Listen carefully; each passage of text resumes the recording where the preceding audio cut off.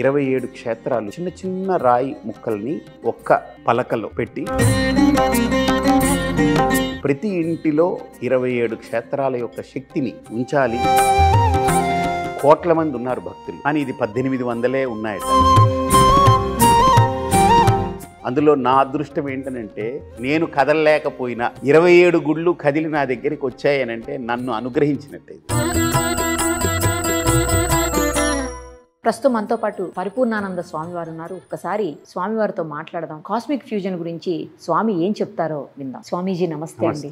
ఎలా ఉన్నారు స్వామీజీ? ఎంత బాగుందమ్మా. స్వామి, కాస్మిక్ ఫ్యూజన్ గురించి మీ దగ్గరకు వచ్చారు, వాళ్ళంతా వినోద్ గారు, మధు గారు, వాళ్ళంతా చేసినటువంటి వర్క్ మొత్తం మీరు విన్నారు. ఒకసారి వాటి ప్రాశస్త్యం గురించి. అసలు ఈ కాస్మిక్ ఫ్యూజన్ ని నేను స్టడీ చేశాను. వినోద్ కానీ తర్వాత మధు వీళ్ళందరూ చెప్పింది వినడం. అసలు వీళ్ళ తాలూకా ఆలోచన, ఏదైనా ఒక ఆలోచనకి పునాది ఏదో ఉంటుంది, ఎక్కడో ఒక ప్రేరణ ఉంటుంది. ప్రేరణ లేనిదే ఒక ఆలోచన అనేది కలగదు. అండ్ ఆలోచన ప్రేరణ నుంచి వచ్చిన మళ్ళీ ఆలోచన ఎన్నో ప్రేరణల ద్వారా బయటికి వ్యక్తమవుతుంది. సో దీనికి ఫండమెంటల్ ప్రేరణ ఏంటనంటే, మన కాస్మిక్ ఎనర్జీతో నిండి ఉన్నటువంటి క్షేత్రాల్లో, ఆ క్షేత్ర నిర్మాణంలో ఉపయోగపడ్డటువంటి పాషాణాలు అంటే రాళ్ళు ఏవైతే ఉంటాయో అందులో ఏదో ఒక శక్తి నిక్షిప్తమై ఉంటుంది. ఎందుకంటే అది ఒక గొప్ప కార్యానికి అక్కడ డెడికేట్ అయినటువంటి ఆ గొప్ప కార్యంలో అది కూడా ఎంతో కొంత శక్తిని ఇముడ్చుకుంది. అలాంటి ఇముడ్చుకున్నటువంటి శక్తివంతమైనటువంటి రాళ్ళు ఎందుకు ప్రాచీన దేవాలయాలకి ఒక వైభవం అని అంటే,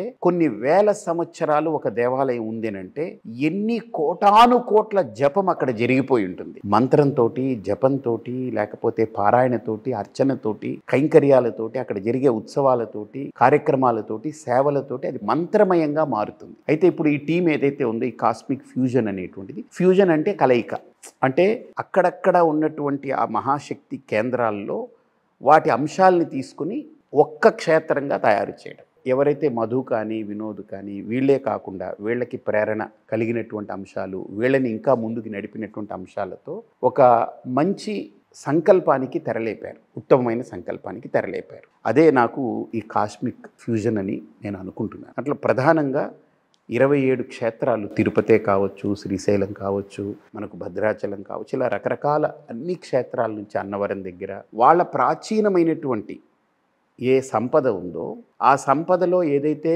వాడకంతో పాటు మిగిలిపోయినటువంటి అవశేషాలు ఉంటాయో దాంట్లో ఒక ఎండోమెంట్స్ ద్వారా లేకపోతే ఆర్కియాలజీ డిపార్ట్మెంట్కి అనుసంధానం అంటే దాని ద్వారా మాట్లాడి వాళ్ళతో అథెంటిక్గా వాళ్ళతో కరస్పాండెన్స్ చేసి వాళ్ళ దగ్గర నుంచి అంగీకార యోగ్యము ఆమోదపత్రం తెచ్చుకొని చిన్న చిన్న రాయి ముక్కల్ని, దాంట్లో శిల ముక్కలని తీసుకుని ఆ టెంపుల్కి ఒక ప్రతీకగా మిషన్తో ఏదో చెక్కేసుకున్నామని కాకుండా అది కూడా చాలా అద్భుతంగా తయారు చేసి 27 క్షేత్రాలని ఒక్క పలకలో పెట్టి ప్రతి ఇంటిలో 27 క్షేత్రాల యొక్క శక్తిని ఉంచాలి అనేటువంటిది ఒక గొప్ప సంకల్పంతో వాళ్ళు ముందుకెళ్ళారు. నిజంగా ఇది ఒక గొప్ప సంకల్పం అని నేను అనుకుంటున్నాను. ఇదేదో వాళ్ళకి కలిగిందని నేను అనుకోవట్లేదు. వాళ్ళని నిమిత్తంగా చేసుకుని ఏదో ఒక శక్తి అది వాళ్ళ ద్వారా అది ప్రయాణం చేస్తూ ఉందని నేను అనుకుంటున్నాను. ఇదేదో ఒక డబ్బుకి పరిమితమయ్యో దీని ద్వారా ఏదో సంపాదించేసి గడించాలనే ఆలోచన కూడా కాదు. ఎందుకంటే ఇది నా చేతితో డబ్బిచ్చి తీసుకోగలిగే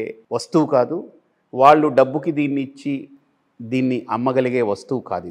ఇది నమ్మకానికి సంకేతమే కానీ అమ్మకానికి కాదు. కానీ దీని వెనక వాళ్ళ కష్టము, వాళ్ళ వ్యయము, వాళ్ళ యొక్క ప్రయాస, కొన్ని సంవత్సరాలుగా వాళ్ళ యొక్క దీని మీద ఒక రకమైన రీసెర్చ్ జరుగుతూ వెళుతూ, ఒక చిన్న రాయి ముక్కని తీసుకోవాలంటే దానికి ఎన్ని పర్మిషన్లు కావాలి, దానికి ఎన్ని రోజులు చెప్పులు అరిగిపోయేలా తిరగాలి, ఎంతమందిని అంగీకరింపజేయాలి, ఇలాగ అన్ని వ్యయ ప్రయాసాలకు ఓర్చి నిజంగా వాళ్ళ సంకల్పం ఈరోజు ఈ రూపంగా సాకారమైంది. దీంతో పాటు వాళ్ళు చేసినటువంటి మరో అంశం ఏంటనంటే, ఆ దేవాలయము మనకున్నటువంటిది ఈరోజు మనకు ఏదో రాయితో ఇలా కట్టారు, అందంగా కట్టారు, శిల్పాలు ఉన్నాయని అనుకుంటున్నాం. కానీ దీని వెనక ఎంత కష్టము, ఎంత ధనము, ఎన్ని తరాలు దీనికి కృషి చేశాయి, ఎంతమంది అంతరించిపోయారు. సో అలాగనే ఇంత దేవాలయం ఇన్ని వేల సంవత్సరాలుగా ఎలా నిలబడింది అని దాని తాలూకా స్థల పురాణంతో పాటు ఆ క్షేత్ర మాహాత్మ్యాన్ని కూడా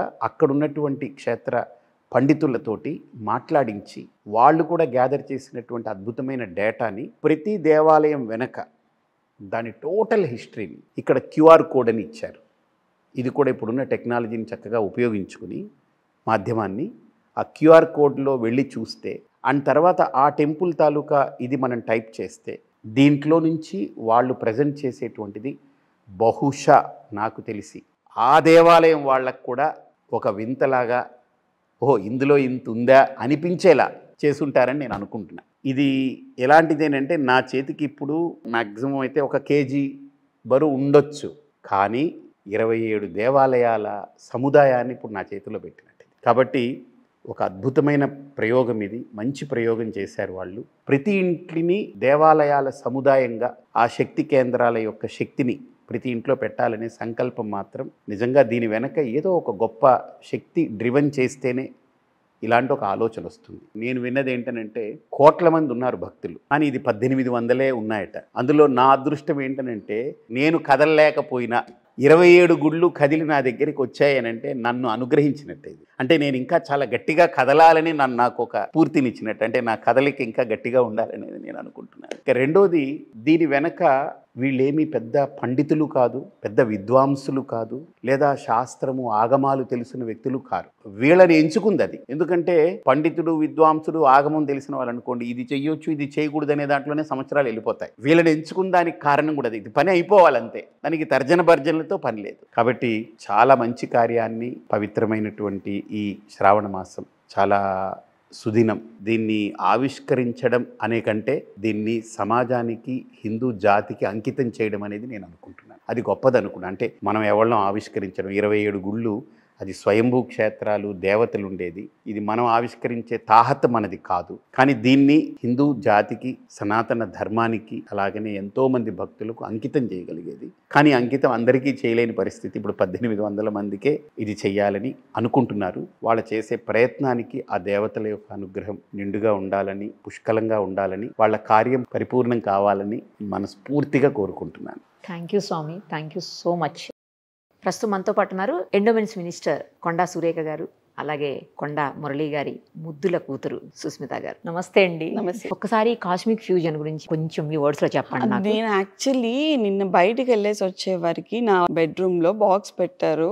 బాక్స్ పెట్టినప్పుడు నేను ఓపెన్ చేసి చూసినప్పుడు నాకు స్టోన్స్ దాని కింద పేర్లు కనిపించాయి, సిద్ధి వినాయక, భద్రకాళి అమ్మవారు, టీటీడీ అని. ఇది చూసినప్పుడు నాకు ఈ బాక్స్ ఎవరు ఇచ్చారు అనేది నాకు ఎవరు అడిగితే చెప్పలేదు. ఫస్ట్ పన్నులు అన్నారు, తెలీదక్క కింద సుమంత్ అని మా ఓఎస్డి పంపించాడు, వాడు నా కజిన్ అవుతాడు, సో పంపించాడు అని చెప్పాడు. సో ఇది చూడంగానే అంత బ్యూటిఫుల్ గా ఒక్కొక్క దగ్గర నుంచి ఒక రాయిని తీసుకొని వాళ్ళు పెట్టటము, అది దేశం మొత్తంలో 1800 బాక్సెస్ ఉండటం, అసలు అంటే ఎంత దేవుడు కృపా కటాక్షాలు నా మీద ఉన్నాయా అని అనిపించింది. కొండా సురేఖకి ఇచ్చారుగా నేను గుంజేసుకున్నాను.